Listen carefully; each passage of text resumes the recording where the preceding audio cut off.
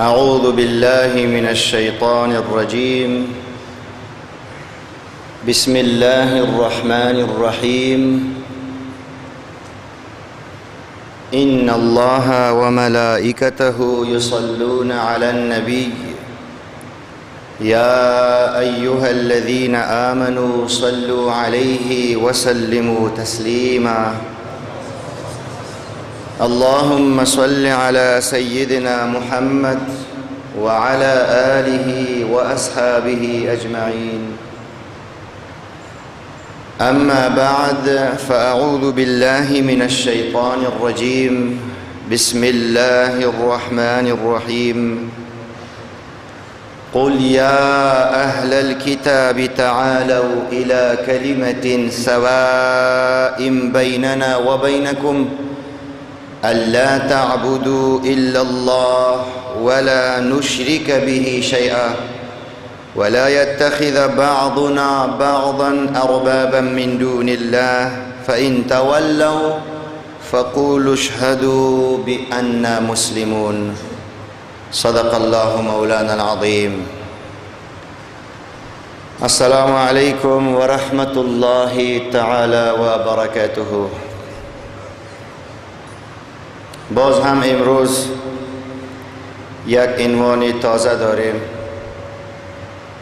خداوند عمل این عنوان را و این صفت اسلامی را و این صفت انسانی را به همه امت مسلمه نصیب بفرماید. اون عنوان عبارت از آزادی و آزادی خواهی از دیدگاه اسلام هست. شما میفهمین که دیروز 28 اسد بود و میگفتن که گویا دیروز روز استقلال و استرداد و روز آزاد شدن افغانستان عزیز از چنگال انگلیس. پس بجا هست که امروز را دیروز فکر کرده در مورد آزادی و آزادی خواهی از دیدگاه دین مقدس اسلام، آیات عظیم الشان، احادیث پاک سردار آزادی خواه حضرت محمد مصطفی علیه السلام، این عنوان را به بررسی بگیریم. و متاسفانه دو طایفه همیشه کور خواندن و اشتباه کردن، چون معنای آزادی را نمیفهمه. یک طایفه فکر میکنه وقتی که میگه آزادی بسیار خوش آزادی، فکر میکنه که آزادی یعنی بی ستری، یعنی آزادی بی حجابی طور مثال. و بعضی کسایی از مخالفین آزادی هم که بگوی آزادی نه، آزادی مرگ بر آزادی نه، اشتباه کردی. یعنی طرف ما و شما، طرف علما، طرف دیندارا، طرف کسایی که خود اهل تقوا و تکداران شرع شریف میگیریم، ما هم یگان وقت اشتباه کردیم بدون از اینکه بفهمیم آزادی یعنی چی. در قرآن آمده، در حدیث شریف آمده. آیا انبیای کرام در این راه زحمت کشیده نکشیده؟ بدون از اینکه بفهمیم آزادی چیست و آزادی خواهی چی را میگن، ما گفتیم و او طرف تایید کرده رفت و دیده کلی هم دیگر، در حالی که شاید اگر این کلمه باز میشد و این صفت تشریح میشد، هر کسی آزادی واقعی را خوش می داشت و هر کسی باید آزادی خواه باشه، یعنی مستقل باشه، بنده یک ذات باشه که نامش بله؟ نه ای تو الله بگوین که کسی که نمیگه او هم بگوید به برکت شما. یا الله آفرین. فتاوای شامی میگه که ذکر جهر 23 فایده داره.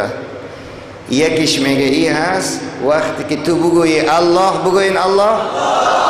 یگان برادر غافل هم مجبور است میگه که الله، خوش میه می صحنه. در قرآن عظیم شان برادران عزیز در مورد حریت، از قیدهای اسارت آزاد بودن، آیاتهای زیادی هست. یکی شما براتون تلاوت میکنم، بعد دیگهش هم که به یاد ما آمدن گرفت خداوند آورد در همون جایش براتون میگم ان شاء الله. یک شبرتان آل تلاوت بکنم از سوره مبارکه آل عمران.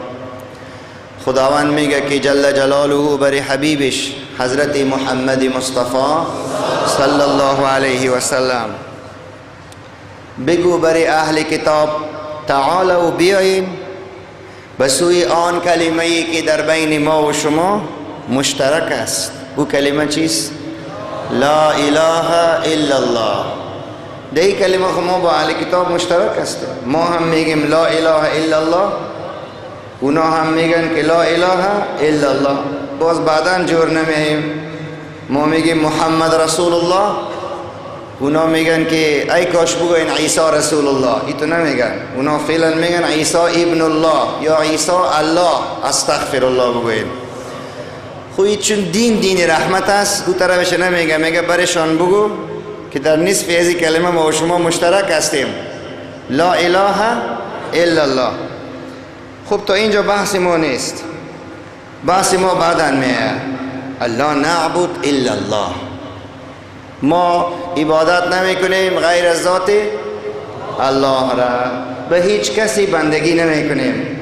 یوغ استعمار و استثمار هیچ قدرتی را بالای شانه های خود متحمل نمی شویم الا بار بندگی گیره الله تبارک و تعالی. تحت فرمان هیچ کسی جز خداوند نمی رویم. این همین نامش چی است؟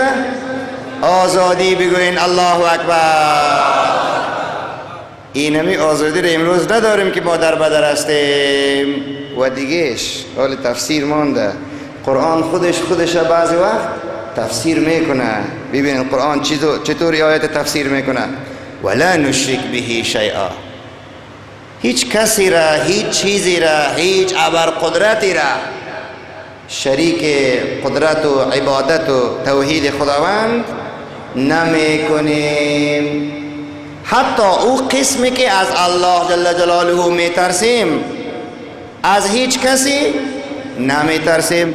اگر ترسیدیم ما را آزاد گفته نمیشه. با بیرقا بالا کردن ها، با رقص و پایکوبی آزادی نمی آید. آزادی با بندگی در شان والای حضرت پروردگار می آید. بگوین الله اکبر. ولا نشرک به شیئا. اگر تنها به همین آیت بپیچی تنها 100 کار است. ولا نشرک به شیئا یعنی همه تواغیت را و این نمرودها و فرعونهای زمان را برش باید نه بگوییم. حالی هر دولی که غرب میزنه قدرت‌های اسلامی میرقصه، نام ما هم شد مسلمان و خود ما را میگیم که ما آزاد هستیم. چه قسم آزاد باشیم ما؟ ولا نشرک به شیئا. هیچ چیزی را، جزئی ترین چیز را. ولا یتخذ بعضنا بعضا اربابا. این اصل این نتیجه می برای نگیره هیچ کدام ما هیچ کدام دیگر ما را پروردگار. هیچ کس غلام هیچ کس نشوه. فکرتان است؟ هیچ کس غلام هیچ کس نشوه. ایره خالق آزادی حضرت رب العزت والجلال به خاطر که ما آزادانه زندگی بکنیم و هیچ قید را به گردن خود از هیچ کسی نپذیریم و غلامهای حلقه به گوشهای شرقیان و غربیان نشویم. خداوند چی میگه؟ ولا یتخذ. و نگیره بعضی ما را ارباب نگیره. ارباب جمع رب. هیچ کس بادار نگیریم، هیچ کس پروردگار نگیریم، هیچ کس صاحب و فرمانروای خود الا الله تبارک و تعالی نگیریم غیر از خداوند. باز آزادی رو ببین چه خوب میفرماید. برشان بگو میگه پاره. اگر میپذیرن خوب، اگر نمیپذیرن برشان بگو که من مسلمان هستم. اشهد ان لا اله الا الله و اشهد ان محمد رسول الله صلی الله علیه و آله و صحبه و سلم. خب به او بحث نمیپیچیم که آیا در فیسبوک ما میریدم که یک تعداد امان الله خان تقدیر بکرد و یک تعداد امان الله خان تقبیح میکرد. یک تعداد امیر حبیب الله خان بچه سقاو که مشهور هستند تقبیح میکرد، یک تعداد توهین میکردن.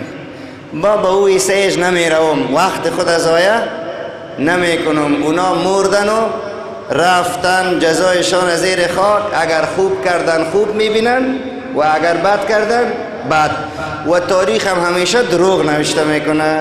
تاریخ اکثرا چیزایی که در تاریخ هیچ کسی در دوران امانی و امیر حبیب الله خان نبودیم، هیچ کدام بودیم کدام یکی ما. خیلی از کجا ما خیزک دارست در بین هم دیگر ما؟ از تاریخ. تاریخ شاید راست شاید هم دروغ بگویه. و هر کدامی بزرگوارایی که سابق گذشته شاید خدمت هم کرده باشند و خیانت هم کرده باشند. خدمتشان خداوند قبول بکنه، اگر ایمان برده باشند خیانتشان خداوند ببخشه. حال دوران ماست. ما از دوران قرن 21 صحبت میکنیم که آیا ما آزاد هستیم یا نیستیم. اول خو یک شکر کنین، بگوین الحمدلله. مولای سعودی آزاد نیست که گپایی که من میزنم اونا بگوین. بگوین الله اکبر. مولای در سعودی اینقدر آزاد نیست که من آزاد در منبر چی میگم، از رئیس جمهور شروع تا عسکر خانه تکانی میکنیم. بگوین الله اکبر. در ایران مولایش آزاد نیست. رفتین شما ایران، سعودی، ترکیه، آزاد نیست. ولی اینجا کشور افغانستان است. بگوین الله اکبر. یک زیبایی وطنتان، یکی از زیبایی وطن ما شماست. بگوین الحمدلله رب العالمین. یعنی این آزادی را علمایتان داره که هرچی انتقاد کنه اقلا انتقاد کرده میتوانه. ای که گوششان کر است یا کر نیست مربوط و منوطی خودشان میشه. لااقل گفته میتوانیم. فعلا یک عالم بزرگ سعودی است، بندی است، شیخ خالد راشد. دلیل بندیگریش این است که یک تا نقد غرب کرده بود. یک دفعه غربی ها رو بعد گفته بود حکومت سعودی خود مسلمان هم میگه رو بندی کرده. بگوین استغفر الله. یعنی آزادی چی در فرهنگ، چی در سیاست، چی در حکومت داری، چی آزادی اقتصادی، چی آزادی بیان، یکی از نعمتهای الهی است. یکی از نعمتهای الهی است. حضرت امام ابو حنیفه رحمت الله علیه 40 نفر مجتهدین می نشست، هر کس آزاد نظریه خود می گفت. امام اعظم صاحب می گفت اینمی مسئله را من اینی قسم از اینی آیت از اینی حدیث استنباط میکنم. امام محمد صاحب می گفت جناب استاد من این قسم استنباط نمیکنم. امام اعظم پشت امام محمد صاحب می داد آفرین بارک الله، آزاد هستی هر قسم که استنباط میکنی. خب ما مجتهد نیستم، اونا مجتهد بودن.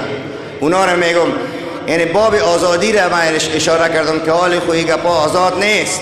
چون اگر ما ایگا پا حال آزاد بانیم هر کس خواهد گفت که من مجتهد هستم و در بدری خواهد پیش شد.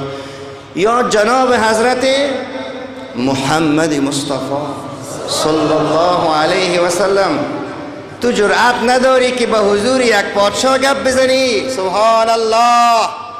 یک روز یک مادری پیچه سفید آمد، دست و پایش می لرزه که به حضور کی آمده؟ حضرت محمد رسول الله. ببین شخصی آزادی خواره، ببین آزاد کننده را، بشناس پیامبر کی صلی الله علیه و سلم. و ما از این دین چی ساختیم، چی معرفی کردیم این دین را؟ حدیث مسلم شریف، ترمذی شریف انشاءالله. پیغمبر علیه السلام چی میگه؟ هون علیک، به خود آسان بگی. انا لستو بملک، ما پادشاه نیستم دست و پایت میلرزه. بگو هرچی که میگی آزادانه بگو، انتقاد داری بگو. ما پادشاه نیستم، ما فرزند یتیم بیوزنی بی آمنه هستم که مادرم گوشت قاق شده بریان شده پخته میکرد، گاه گاهی من نوش جان میکردم. بگوین صلی الله علیه و آله و صحبه و سلم. حال دیگه در بعضی فامیل ها طفل جرأت گپ زدن نداره، ما سلب آزادی کردیم. خلاف اسلام است این کار. درست است؟ اوه بعضی خواهرها خیش باید گپ نزنن. خواستگار در خانه آمده و تو بیادرش هستی ها و پدرش هستی. اینمی خواستگار همی دختر خوش نداره، قلبا ناراحت است، مادرش میگه، خواهرش میگه، خالش میگه که من امی بچه را نمیگیرم، مال شوهر نمیگیرم. از آدرس شریعت محمد مصطفی علیه السلام تو به زور داده ای دختر اگر جوان باشه نمیتونی بگو الله اکبر.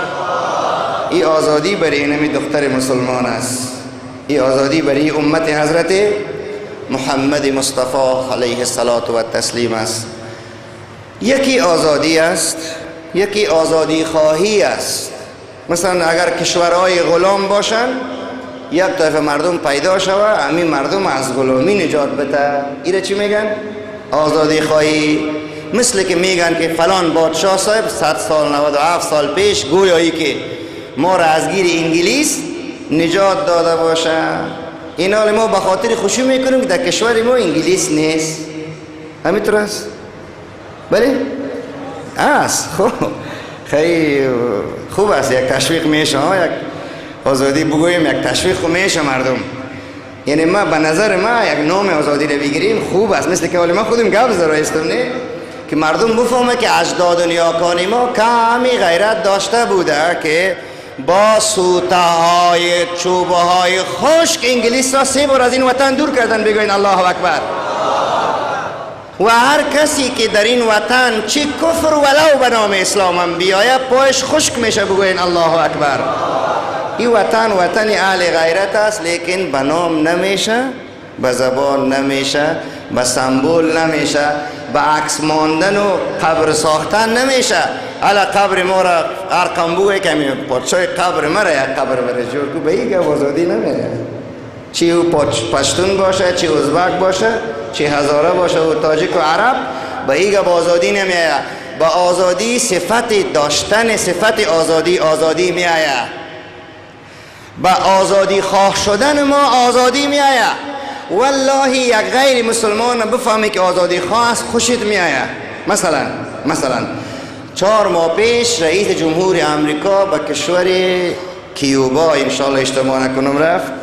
او کشور غیر مسلمان است. خوب گوش کنین، آزادی خواه را ببینید. آزادی خواه باید مسلمان باشه. کی باشه؟ رهبری آزادی خواه محمد مصطفی هست. بگوین صلی الله علیه وسلم.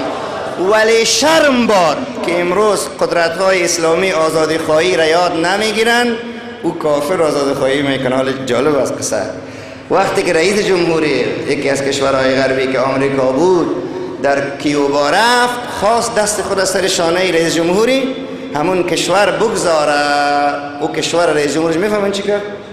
دستش تو بالا کرد، گفت به انگلیسی گفت که دست بالای شانه‌ی منم، ما یک کشور مستقل هستم. خداوند مسلمانش بگردانه. مثل که همین شب و روز گویا راست گویا دروغ میگویند پوتین مسلمان شده، ولی تثبیت نیست. گویا راست گویا دروغ. الان مسلمانش بگردانه. آمین بگوید. دستش بالا کرد. بسیار رئیس جمهور امریکا خجالت شد، گفت ما یک کشور مستقل هستم، دست نمیگذارم بالای شانه های ما بگذاری. یک رئیس جمهور تو، یک رئیس جمهور ما یک کشور مستقل هستم. در یکی از کشورها یکی از پادشاهان ما و شما میره به ملاقات. پادشاه او کشور دست نداره یا دستش تکلیف داره، باز با یک دست خود پیش میکنه. ولی این پادشاهی که من نمیخوام نامش بگیرم، دست خود به خاطر که نمیخوام گپ پیدا شه و هزار گپ، دست خود حال فکر میکنه چه قسم کنم که من هم یک دست پیش کنم. یک رئیس جمهور ما چرا پیش از کم بیایم؟ باز کلاه خود با یک دست میگیره به بهانه، او خود دست نداره، اگر نه دست خود پیش میکنه. بگوین الله اکبر. این میگن آزادی خواهی. و خداوند شما جوانان را آزاد و آزادی خواه بگردانه. آزادی و آزادی خواهی به رقص نمیشه. خب این دیوانا دیروز رقص کردن، به رقص نمیشه. آزادی و آزادی خواهی، آزادی و آزادی خواهی به تصویر عکس بند کردن نمیشه. به سر قبر یک تا گل ماندن به این آزادی و آزادی خواهی نمیشه. آزادی و آزادی خواهی به این میشه که ما اول بنده کی باشیم واقعا و بفهمیم که بزرگترین مردان آزاد و آزادی خواه کیها بودن؟ انبیای کرام بودن. یکیش حضرت محمد صلی الله علیه و سلم. از آدم علیه السلام شروع تا حضرت محمد مصطفی علیه. اینا کسانی بودن که از بین مردم غلامی را، بردگری را چی کردن؟ برداشتن. هیچ کس را نگذاشتن به هیچ کس تکبر بکنه. آیا می کار کردن؟ نکردن. دنیایی را بفهمه، اگر نمیفهمه بشنوه از دعوتگران دین محمد مصطفی صلی الله علیه و سلم. ما از شما پرسان میکنم که قوم حضرت موسی علیه السلام کی برده ساخته بود؟ همگیتون اگر یاد دارین بلند بگوین، یاد بگیرین. آزادی خواه کی بوده؟ ای را یاد بگیرین که باز برایتان گاندی را مثال نته. گاندی یک آزادی خواه بوده در هندوستان، به مردمش خدمت کرده، خوب خدمت کرده، آفرینش. ولی برای مسلمان شرم است که از گاندی مثال بته. مسلمان باید از حضرت آدم علی نبینا و علیه السلام مثال بته. ما در فرهنگ دینی و سیاسی و عرفانی و معنوی و ظاهری و باطنی خود هیچ کمبود نداریم بگوین الله اکبر. خب چند لک نفر فرعون چی ساخته بود؟ سلب آزادیش، حریتش چی کرده بود؟ سلب کرده بود. این چند لک نفر سرش کار میکرد، سرش مزدوری میکرد، دست و پایشان قید وضع کرده بود. و آیه قرآن در این مورد است یضع عنهم اصرهم. خداوند تبارک و تعالی توسط کدام پیغمبر اینا را آزاد کرد؟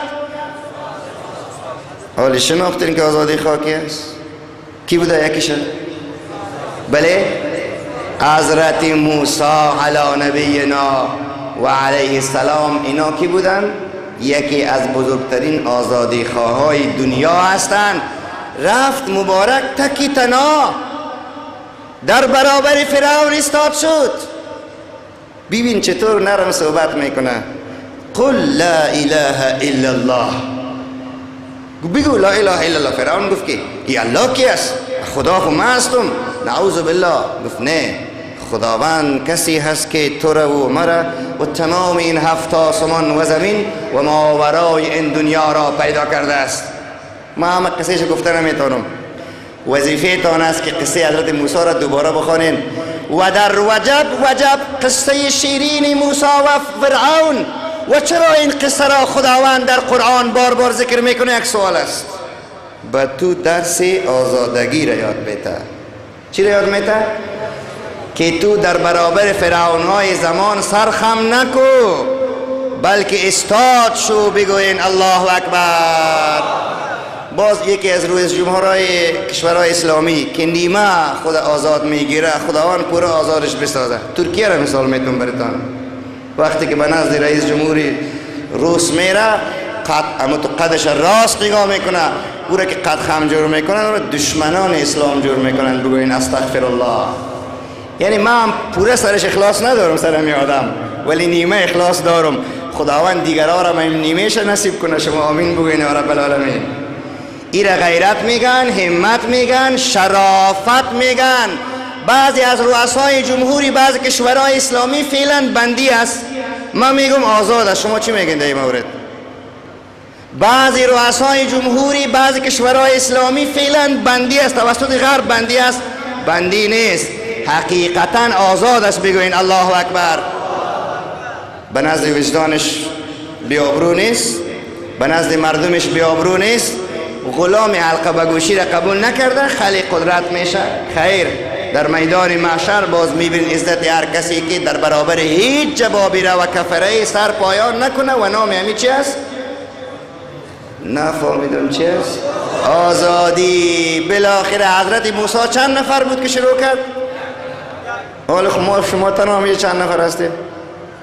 خیر است که پیغمبر نیستین، ولی حضرت محمد مصطفی بلند بگوین صلی الله علیه و سلم گفته امتای خاص امت ما مثل پیغمبرای بنی اسرائیل هستند. باز بگوین الله اکبر. یک خوردن و نوشیدن و پوشیدن و مصرف کردن چی معنا داره؟ بیاین که در راه آزادی و در راه آزادی خواهی زحمت بکشیم.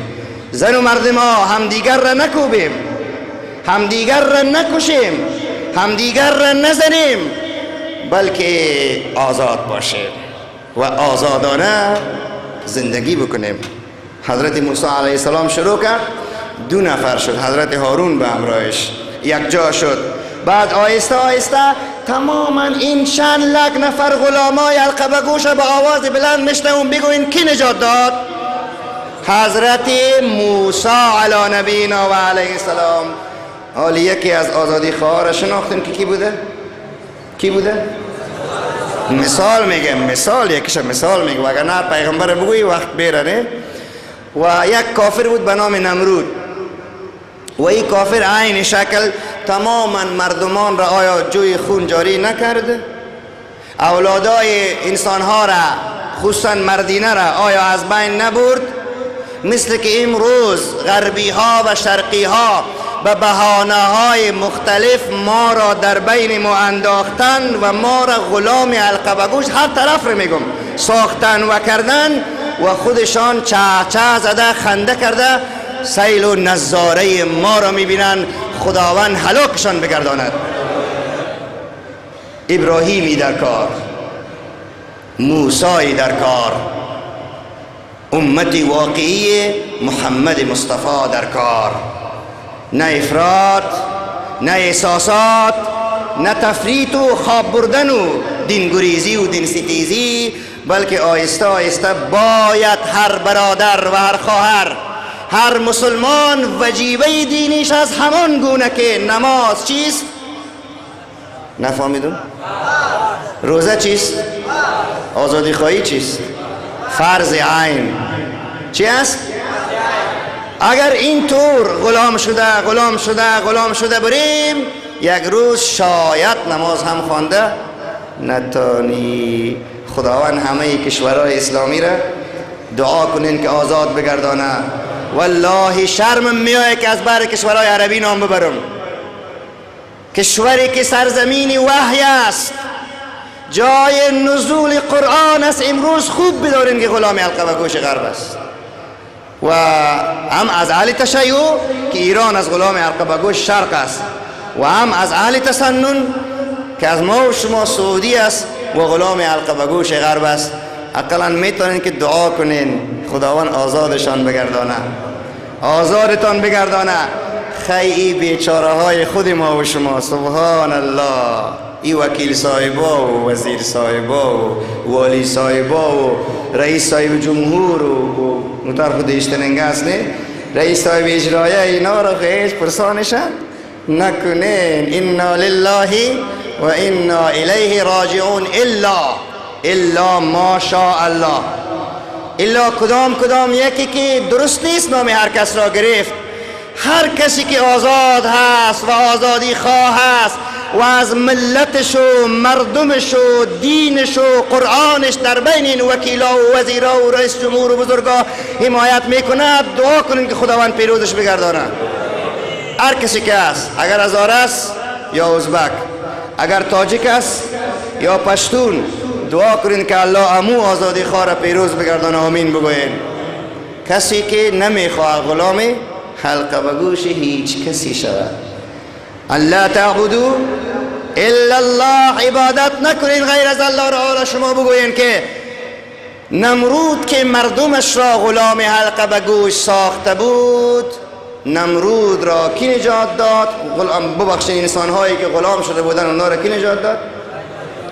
حضرت ابراهیم علی نبینا و علیه الصلاة و التسلیم. بیاین در شهر مصر میریم. کی در شهر مصر من حیث غلام فروخته شده بود؟ بله بلند میشنون کی بود؟ ای مسلمانان، اکثرا شما و ما را فروختن. حتی معدنهای آلمونیم را غربیان بردن از افغانستان. خبر است؟ شروع کرده بودن قریب به لاجورد و نمیفهم طلا و نقره، آب در کوزه، و ما تشنه لبان میگردیم. ای یوسف ها، ای غلام های دوران محمد مصطفی علیه السلام، خود را آزاد سازید و بگویید الله اکبر. به دانش آزاد ساختن به الله اکبر نمیشه. آزاد ساختن به جاده برآمدن نمیشه. آزاد ساختن به احساسات نمیشه. آزاد ساختن بان تو منو صبر کتو آره به این نمیشه. آزاد ساختن به عقیده، به تقوا، به فرهنگ، به دانش، به تمدن، به ترقی، به درس خواندن، زیر بناهای کشور را ساختن، مدارس و مساجد و مکاتب و دانشگاه ها را تمویل کردن و از گوش های یتیم بچه ها بلند کردن، محصل و متعلم را تشویق کردن. نامش چیست؟ آزادی. و نامش چیست؟ آزادی خواهی. شما امسال چند نفر شدین دستاتون بالا کنین چند تا از محصلین و متعلمین ما و شما طیاره ساختن؟ چند نفر خبر از این نزدیک؟ خبر نیستیم. وای ما میخواستن و ما خبر باشم. پارسال و این سال در سمنگان، در بامیان، در غزنی، در جلال آباد، تا به حال حتی یک سفید در جلال آباد یک ماشین ساخت که میتواند تماما افغانستان را رایگان برق بده. خالی شما بگوین که الله اکبر. رایگان. آیا تا به حال وزیر اقتصاد و تجارت و پارلمان و رئیس جمهور از او خبر گرفت؟ نه. چرا؟ زیرا غلام حلقه به گوشن. ما او رو نمیشناسم. اگر مستقلی و آزادی، برو کاکای بزرگوار حمایت کو، تمویلش کو، پولش بده که ماشین برق بسازه. چرا دوست سال ساخته نشده؟ چرا؟ و برادر ما هلیکوپتر ساخت در سمنگان و حتی در بامیان. هلیکوپتر آیا کسی او را تمویل کرد؟ هنوز شاید او را ترسانده باشن. حتی او کاکای ریسفید گفت کشور همسایه مرا اخطار داده که بیا در پاکستان و ایران جور بکو ماشینیتا. چند لک میلیون دلار ما تو را میخریم ولی این کاکا سر به سجده میمونه و جواب رد میته بگوین الله اکبر. او بیرق به دستکا و رقص کنندگه که آزاد نیست. این کاکای ما آزاد است، این متعلم ما آزاد است، این محصل ما آزاد است. این است آزادی و آزادی خواهی. ابراهیم وار در صحنه درآی، آرام آرام، خوشخوی خوشخوی، مهربان مهربان، با عقل و منطق و فکر خود مشوره بکن. ببینین اگر آزادی در دین ما جا نداشته باشه، وقتی قرآن نازل میشه نه خوب گوش کنید، من با نکات مهمی براتون امروز میگم. قرآن نازل میشه، حضرت محمد مصطفی علیه الصلاة و تسلیم بلند بگوین صلی الله علیه وسلم تشریف داره. آیا نیازی به مشوره هست دیگه؟ بله نه، نیازی به مشوره دیده میشه. خدا خودش جل جلاله آیات نازل میکنه، درست است. حضرت محمد مصطفی علیه السلام زنده است، ولی ببین دین آزادی را و آزادی خواهی را. آیات نازل میشه و شاورهم فی الامر، با مردمت وقت بده، برای مردم حق رای بده، حق گپ بده، حق مشوره بده، حق سخن بده. و شاورهم فی الامر، مشوره کو ای محمد مصطفی بلند بگویر صلی الله علیه وسلم. این آزادی، این آزادی که در دین تصور خبر نداری. از برای خدا حضرت پیغمبر بزرگ اسلام بگوید صلی الله علیه و سلم این آزاد ماندن. میخواد به جنازه ای کی اشتراک کنه؟ عبدالله ابن ابی منافق، دل مبارک دلسوز است، میخواد اشتراک کنه. کی دورش داد؟ نفهمیدم. حضرت عمر. این چه قسم آزادی؟ در برابر پیغمبر گرامی استاد میشه، وقت برش داده بگوین الله اکبر. حضرت محمد مصطفی بزرگترین آزاد از نفس و شیطان و یوغهای جبابره و کفره. ولی ای تو آزادی خواهی افراطی نه که مثل ما بگوید که بوش خبیث. ای تو نه، چیزی با مکتوب می نگاره برای پادشاه ایران که کافر بود، برای پادشاه روم که کافر بود، برای پادشاه های اطراف مکه مکرمه کافر بود. چه رقم نوشته میکنه؟ من محمد رسول الله، از محمد رسول خدا، الى عظیم الروم، بسوی بزرگ شهر روم. بگوین الله اکبر. علی اخلاق یاد بگی ای آزادی خواه. مثل که تو با پوتین مکتوب نوشته کنی، بزرگ شوروی نوشته کنی اوه مولای فلانی بزرگ گفته کافر شد، پادشاه فلانی بزرگ گفت این افراطیت ما اشتباه ماست کافر شد. در حالی که دین اخلاق است. حضرت محمد مصطفی بلند بگویید صلی الله علیه و سلم. نوشته میکنه شما بخاری شریف ببینید از برای خدا، به سوی بزرگ روم، به سوی بزرگ فارس، به سوی بزرگ حبشه. وقتی که به بزرگ حبشه مکتوب محمد مصطفی میرسه، پرسان کرد این امیر حبشه و امیرا پرسان میکرد پیروایش کیست؟ گفت غریباست. گفت یک نشانی حق بودنش بگوین الله اکبر. بعضی پادشاه پرسان میکرد ای تو در مجلسش کدام گیروبار است؟ گفتن نه. کسی تفاوت در مجلس داره؟ گفتن نه. گفتن او شاید پیغمبر باشه. و امیر حبشه مکتوب را به چشمایش مالید و بعداً ایمان آورد که حتی پیغمبر علیه السلام برایش جنازه غایبانه ادا کرد. روحشان شاد و یادشان گرامی باد.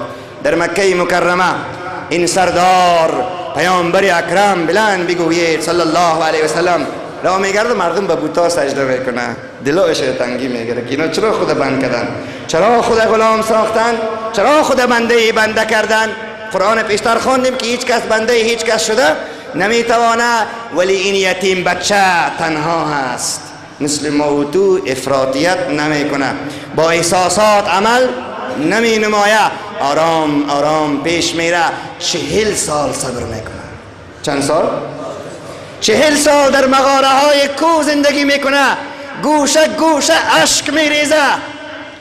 بخانه بعد از اینکه پدرش وفات میشه، مادرش وفات میشه، بابایش وفات میشه، بعد به نزدیکی میمونه. کاکا دسترخوان وار میشه، حالا این پیغمبر گرامی آزاد است، مستقل است. سر دسترخوان قرار خرماها را انداختن.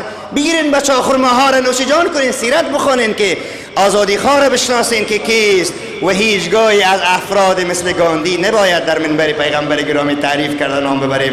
ما اینقدر آزادی خواه داریم که وقت پوره شده ما هنوز نوبت عمر فاروق نرسیده، هنوز نوبت صدیق اکبر نرسیده، هنوز نوبت حضرت علی و عثمان نرسیده، هنوز نوبت امام ابو حنیفه نرسیده، هنوز نوبت آزادی خواه امام مالک نرسیده که پادشاه به در دروازه‌اش می آمد میگفت بشی پادشاه همونجا بگوین الله اکبر.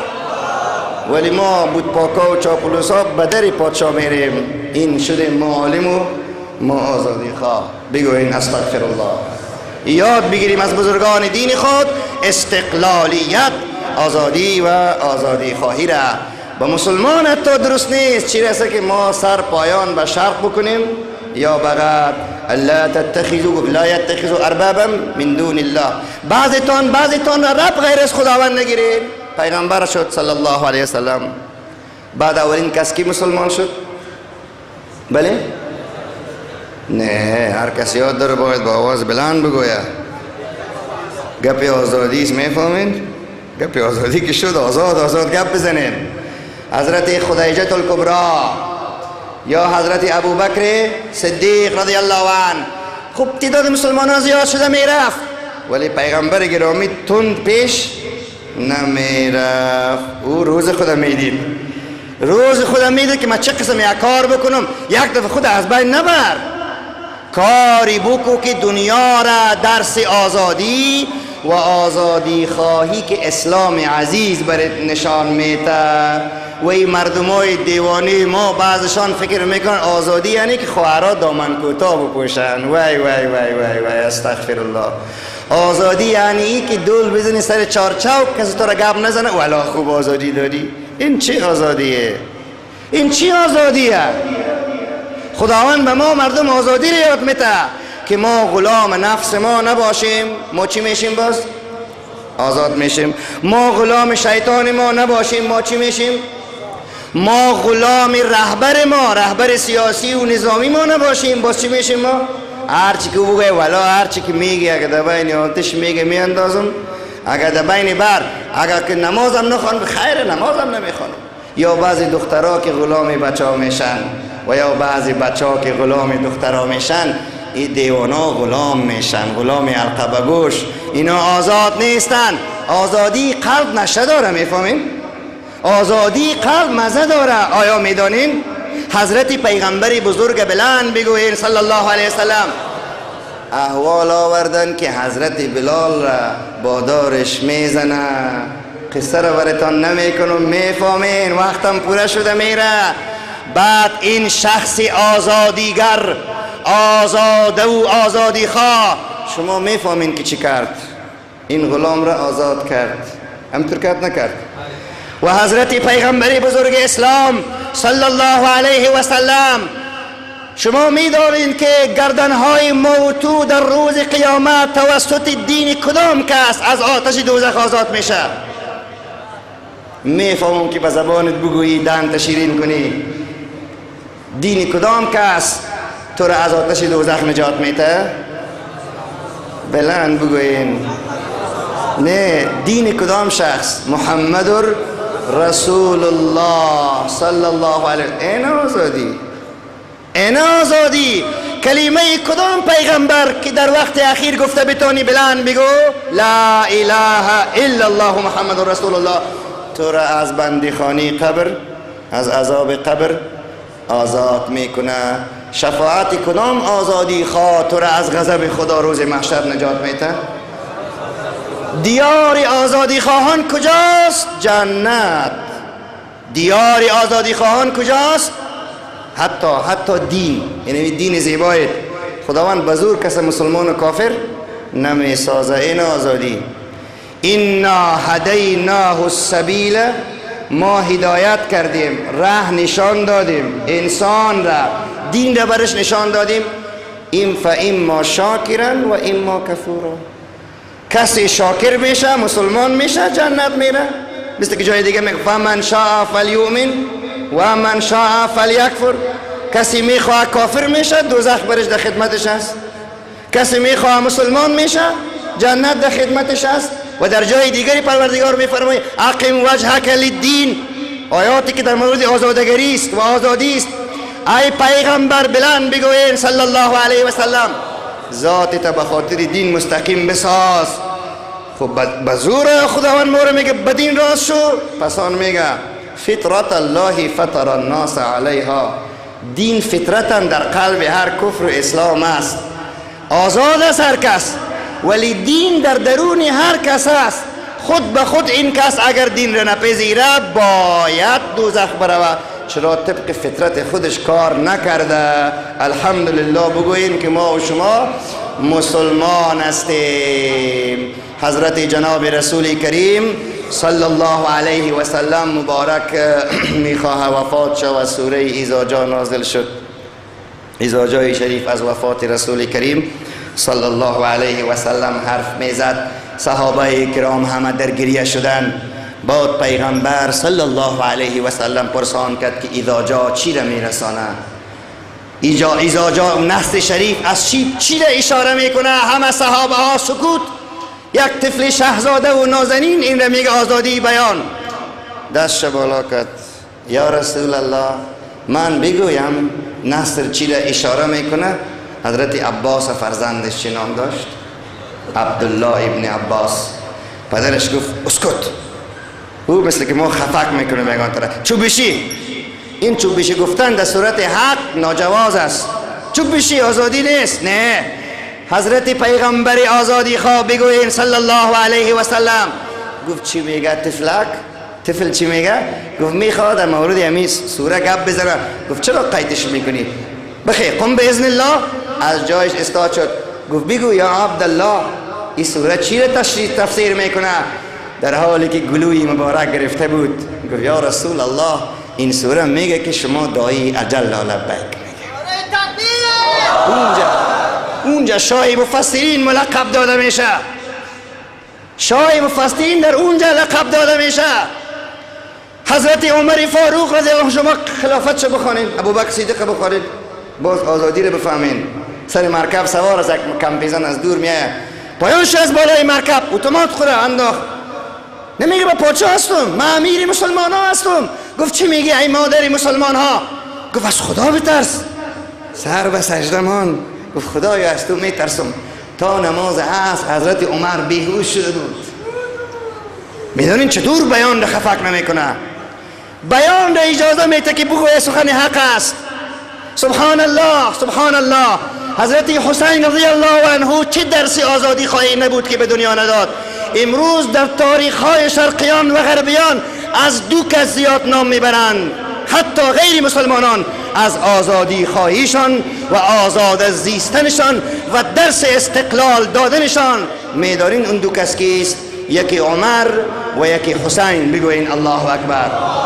خون خود ریختند، جان خود در خطر انداخت، ولی به دنیا درس استقلالیت و آزادگری را داد. امروز ما کسانی که پیروان عمر و حسین هستیم چرا غلام حلقه به گوش شده ایم؟ چی به شیطان ما؟ به نفس خود ما. به ابرقدرت درون ما، چی به ابرقدرت بیرون ما. یادتان باشه که حضرت محمد مصطفی بلند زمزمه کنین. میفهمین یک طایفه را غلام خوانده، آزاد نخوانده، بد خوانده، خوب نخوانده. او کدام طایفه است؟ حدیث بخاری شریف رسول الله علیه السلام می فرمایند ید العلیا خیر من ید السفلی. دست بلند بهتر است از دست پایان. به به، چی راست گفت رسول الله علیه السلام. حال شما بگوین که ما و شما ملت افغانستان گیرنده هستیم از کشورها یا دهنده هستیم؟ پس آزاد نیستیم، گیرنده که هستیم. کوشش کنیم که دهنده شویم. تاجرای ما، علمای ما، حکومت ما، شعرای ما، بزرگای ما، دعوتگرای ما، مجاهدین ما، برادران ما، خواهران ما، باسوادان ما، بی سوادان ما منسجم شویم، از خدا بترسیم، دست به دست هم بتیم و همون دولار و کلدار و هرچی که میتن به دهنشان بزنیم و بگوییم الله اکبر و بگوییم که یا رزاق یا رزاق یا رزاق.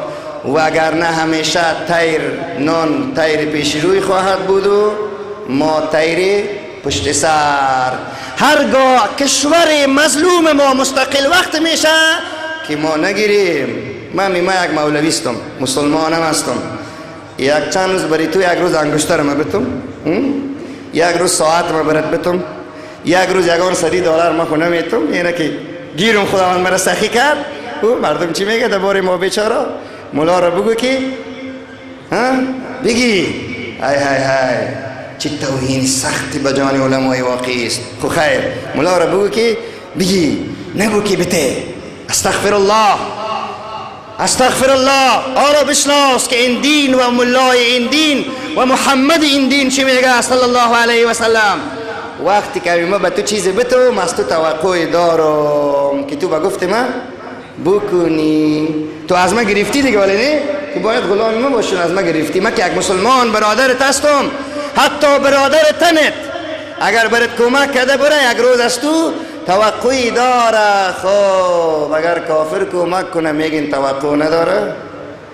مجبور سرتان بار است و هر وقتی که با هم مشکل پیدا کردیم و میآید چون او بادار شد و ما شدیم استقلال.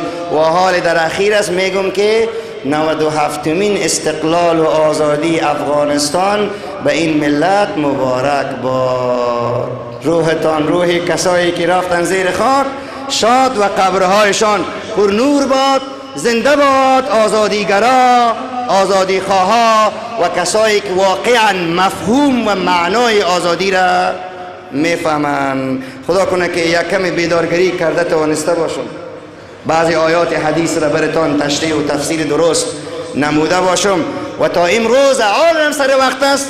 امروز دنیا بیدار شده رایست. در غرب مردم به دین آمده رایستند، چون اونا متن دین ما را، مغز دین ما را خوب میخوانند. ما در بین خود ما سرگردان هستیم. بزن بکش خلاص. سرگردان گاهی یکیش پیش می باز از بالا زنگ می که با خبر دیگه پیش نری که باز جنگ خلاص میشه. بازوش که پیش میه بورم زنگ میزنه از بالاش که با خبر دیگه زیاد پیش نری که جنگ خلاص میشه. باز ما گوی شیری ما ختم میشه. باز ما تیارا و تانک ما باید بریم. باز ما کمک براتون نکنیم. بعد ما زیر خاکی های شما را برده نتانیم. بعد ما شما را مرتد کرده نتانیم. به این خاطر ما را آرام نمیمانند. لیکن انشالله ما را اونا را آرام نمیمانیم. اینی بیادر بیدار کنین و برش بگوین که بعنوان ما امروز چی بود؟ آزادی. شما خو اسیر خواب شده. ما در غمی دیگه گپ سیاسی شدیم، اینا اسیر خواب شد. غلام خواب. نه شبم نه شب پرستم که حدیث خواب گویم، من غلام آفتابم که ز آفتاب گویم. من از آفتاب برد گوزه بایستم. اون وقت با شما پوره میشد است. متعلم گرامی، محصل عزیز، دکتر جوان، شما جوانان را کار کردن مقدر نمیمانند. چند روز پیش یک پارلمان به نام پارلمان جوانان ها باز آزادی رو میبینید، یکی از کلانای دولتی 4 نفر از اعضای فامیلیش در اونجا برده بود. بگوین استغفر الله، این آزادی. وقتی که بورسیه میآید تعداد زیاد جوانا به من بدن، من والی هستم، وکیل هستم، رئیس جمهور هستم، چی هستم، ولی مولوی صاحب یگان بریم درس، بچه موتور کس نوبت نمیده در اونجا نیست. وقت بورسیه ها کسایی، والله من از کسایی خبر هستم، قسم به نام الله میخورم که در کشورهای دیگه میرن درس خوان نیستن، شراب خورده گشتن، استغفر الله.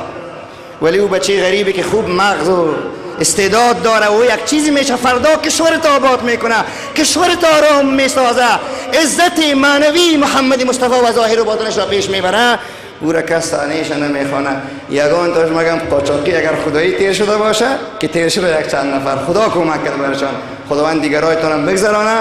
ای وطن به دست شما تنها نه، بلکه شما کسانی خواهید بود که این کره خاکی را آزاد میسازین و آزادی خواهی میکنین. بخوانین سیرت آزادی خواهی دنیا را، حتی از کفر اسلام بخوانین، ببینین که چه قسم کشورهایشان را آزاد کردن. و ما هنوزم نمیگیم که آزاد نیستیم، آزاد هستیم، نیمه آزاد هستیم، تو پورا آزاد نیستیم. ما نه افراط میکنیم در سخنرانی های خود و نه تفرید، ما آزاد هستیم ولی نیمه آزاد هستیم. خداوند ما و شما را پورا آزاد بگردانه در راه آزادی خواهی بزرگ جناب حضرت محمد مصطفی علیه السلام که یک پروفسور روسی میگه کس اگر سیاست میخواه بفهمه از یک سیاستمدار بزرگ که نامش محمد است سیاست را یاد بگیره. بگوین صلی الله علیه و آله و صحبه و سلم. یکی از غلامای حضرت پیغمبر علیه السلام چی نام داشت؟ زید ابن حارثه. ما کوشش میکنم که شما را پرسان کنم که شما یاد بگیرین. یعنی چی نام داشت؟ زید ابن حارثه. پدرش آمد، او غلام خدایجوی بود، نزد پیغمبر علیه السلام خدمت میکرد. رسول الله علیه السلام پدرش گفت که همین غلام بچه ماست، میره میخرم از پیشت میبرم خانم. گفت من نمیفروشم، میره آزاد میکنمش. ببینین آزاد میکنمش. گفت برو بچه جان، ای زید برو به خانه پدرت. زید دیگه گلویش گرفته، سبحان الله، اشکایش ریخت. پدرش گفت چرا گریه میکنی زید جان، خانه پدر میری بخیر. گفت پدر اجازه بده، خانه بهتر از خانه محمد نمیابم صلی الله علیه وسلم. میدانی آزادی را که آزادی چیست؟ قلبها را، دلها را، گردنها را رهبر معظم ما آزاد کرد. ای کاش اونهایی که تا اینجا غرق غرور کبر و قدرت هستن اینجا می آمدن و آزادی خواهی و آزادگری را از سنت محمد مصطفی صلی الله علیه و آله و صحبه و سلم یاد می گرفتن. در اخیر میگم که قل ان صلاتی و نسکی و محیای و مماتی لله رب العالمین. بگو که نماز من، نسک من، زندگی من، فرهنگ من، اقتصاد من، سیاست من، یعنی هر چیز من برای کیست؟ برای الله تبارک و تعالی. ای کاش اینایی که شما به همراهشون و ما ارتباط داریم بفهمن. هر کدامشون وظیفه دارین این گپا را یاد بگیریم، مطالعه کنیم، برای دیگرها بفهمانیم. حالا بعضی هایی که نمیفهمید، آیا فهمید که آزادی و آزادی خواهی تحت قید شریعت بد نیست؟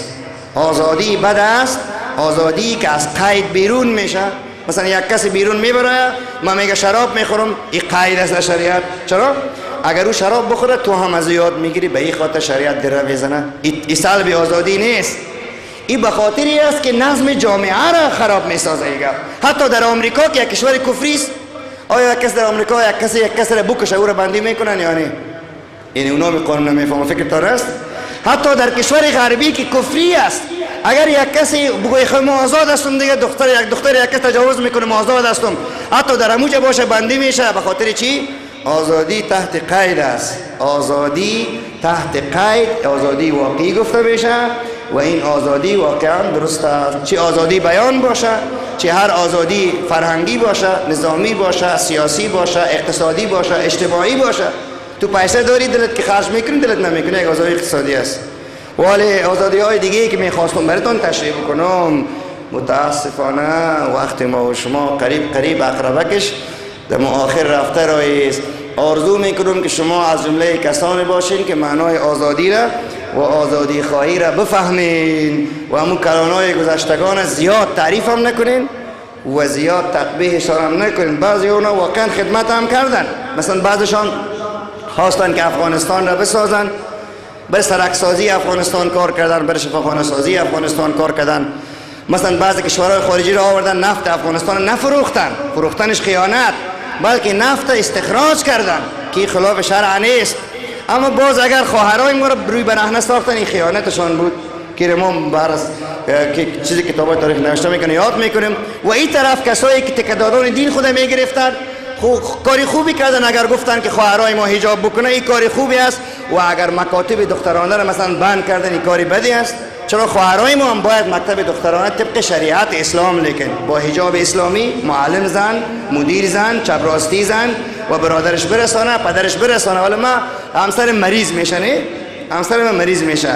شما از شما پرسان میگه، شما مولای صاحبا، دام مولای صاحبا و شنونده های مسلمان های واقعی پرسان میکنم، اما من زن ما خود زنتا به نزد دکتر زن ببری خوب است و به نزد دکتر مرد؟ نفهمیدم به نزد دکتر زن. خب این دکتر زن چه قسم دکتر شو بخیر؟ چه قسم دکتر شویم دکتر زن؟ از این خانه دکتر میشه؟ نه، درس بخوانه. اما با اون یک دکتر خواهر ما مسیج که در اینترنت که 100% حجاب میکنم، سر ما تمسخر میکنن در دانشگاه، بگوین الله اکبر به حجاب این خواهر. گفتم خواهر تمسخرش غمش نباش، دست بخوان مادر که به طور یک خواهر دکتر زن مسلمان ما نیاز داریم. ولی یک جای دزدی میشه. یک مثال دیگه براتون میتونم. دزدی میشه، یک مشکل پیش میشه شرعاً. نه اینا یه تلاشی کار است. حالا این کسی که تلاشی میکنه زنا را، زن تلاشی کنه خوب است یا مرد؟ عقل ما را، منطق ما را، قرآن ما را، حدیث ما را، دین ما را دکار بیاندازیم، عدل کنیم. صراط مستقیم، نه افراط نه تفرید. خداوند ما و شما را کمی بیدار بگردانه، هوشیار بگردانه که از نام دین استفاده سو بار در تاریخ شده، او کار ما تکرار نکنیم. و مثل دین گریزا و دین ستیزا ولی تو نه که هر کار اجازه بتیم آزادی هر کار باید بکنن که آزادی. حالا تلویزیون های ما و شما چه حال است؟ آیا درست است؟ شرعاً که درست نیست. آیا اخلاقاً درست است که تو ما با دختر و بچه ما بشینیم و یک کسی رقص میکنه و بغل و محبت میکنه؟ آیا دیدن ما اخلاقاً درست است؟ آیا یک انسانی کار میکنه؟ این قسم آزادی قابل نکوهش است و قابل تقبیح است. و این قسم قیدگیری هم که نه باید همه چیز بسته باشه، هیچ کار، نه رادیو باشه و نه تلویزیون باشه و نه مکتب و نه پوهنتون و نه شفاخانه و هیچ چیزی نه، فقط یک دست مدرسه ما باشه و مسجد بس. آمین الله اکبر. این خلاف دین است. این قسم یک گپ زدن از این خاطر است که ما پس مانده رفتیم در طول تاریخ. دوباره بیدار شویم و شعار شویم، معنای آزادی را و آزادی خواهی را از صدر اسلام مطالعه کنیم. سلاطین مثل صلاح الدین ایوبی، حضرت سلطان محمود غزنوی و بزرگان تاریخ جهان اسلام را متوجه شویم. منبر از ترکیه می سازه، از ترکیه منبر فلسطین. کسی برش میگه صلاح الدین چه میکنی؟ میگه منبر ساختم. میگه منبر کجا؟ منبر فلسطین. مردم خنده میکنن، تمسخر. مثل که شاید سر گپ موتو مردم تمسخر کنه، ولی روزی تو انشالله جهان میگیری بگو الله اکبر. منبر تمسخر کنه که فلسطین کجا و افغانستان و ایران و ترکیه کجا؟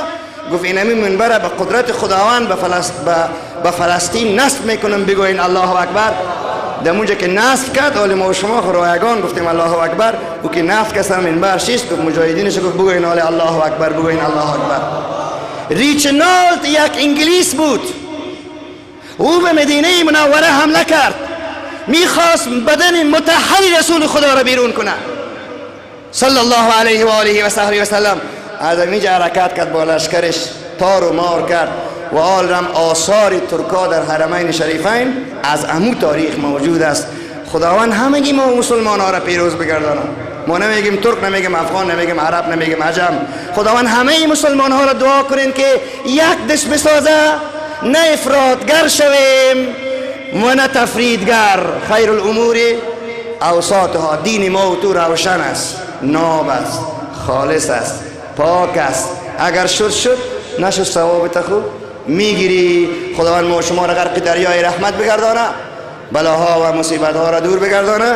زحمت بکشین، درس بخوانین، تقوا بکنین، دعا بکنین، مصرفایتان کم بکنین اگر میخواین که آزاد شوین و آزادی خواهی را یاد بگیرین. به بزرگترین راه رسیدن به آزادی خواهی است که بالای دشمن خطرناک ما به نام نفس و شیطان پا بگذاریم و تقوا بکنیم.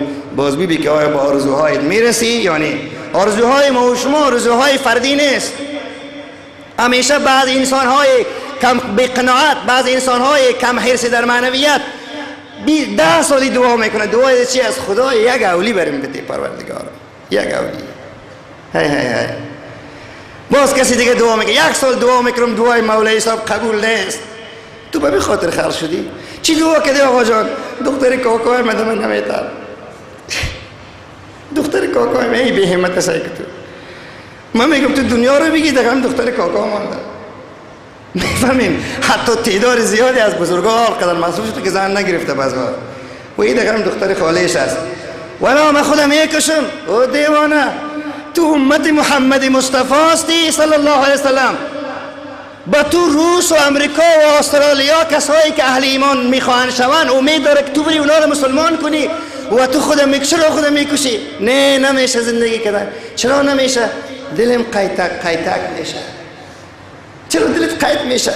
زولانه کرده تو را کسی، جادو کرده تو را کسی. نه چرا خیر؟